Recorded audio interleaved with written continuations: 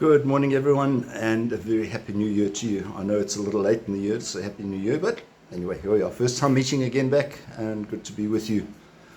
The interesting thing about New Year's is that we often talk about resolutions. This is what I'm going to have, a New Year's resolution, I'm going to achieve that. Many people have abandoned the idea because, let's face it, after a week or so, all those resolutions have gone out the window. But it doesn't mean that we shouldn't necessarily abandon the concept of committing ourselves to something new for the new year. Unfortunately, there are a lot of prophets of doom around the place, and we hear about Nostradamus and all these guys who've been, who people dig up and they say, well, he's predicted the end of the world's going to happen. Well, Nostradamus didn't always get it right. There are lots of things that a lot of people believed in that didn't happen. You think about those people in the year 2000, who thought the world was going to end and ran up huge debt, and unfortunately it didn't work out well for them. We don't know. We don't know where the world's going to end, and we don't know what's happening in the future. Maybe there's a lot of uncertainty, but Jesus himself didn't even know when the world was going to end, and he says only the Father knows, not even the Son. So how can we pretend to know more than Jesus? But when we look at prophecies and things like that, it's good to have a look at what the scriptures have to say.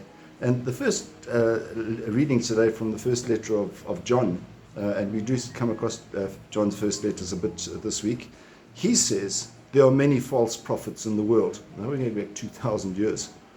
And in the gospel, Matthew chapter 4, Jesus begins his ministries to say, repent, for the kingdom of heaven is close at hand. And here we are 2,000 years down the line, and we're still waiting for what's happening. But is the kingdom of heaven as we would think, that it's eternity? Or is the kingdom of heaven what Jesus brought to the world? And that was very close at hand. And look how the church has grown since Jesus made that prophecy in inverted commas. So we're not certain about things that are happening in this world.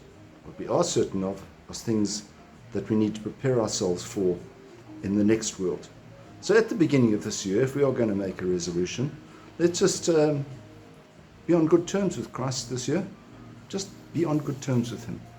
Make sure that he is a partner in our life, that he is a friend, that we are well enough acquainted with him that we can share some of our joys and our troubles, and so that this year will be one which is pleasing not only to us, but to him as well. Have an amazing day. We'll see you again. God bless. Bye-bye.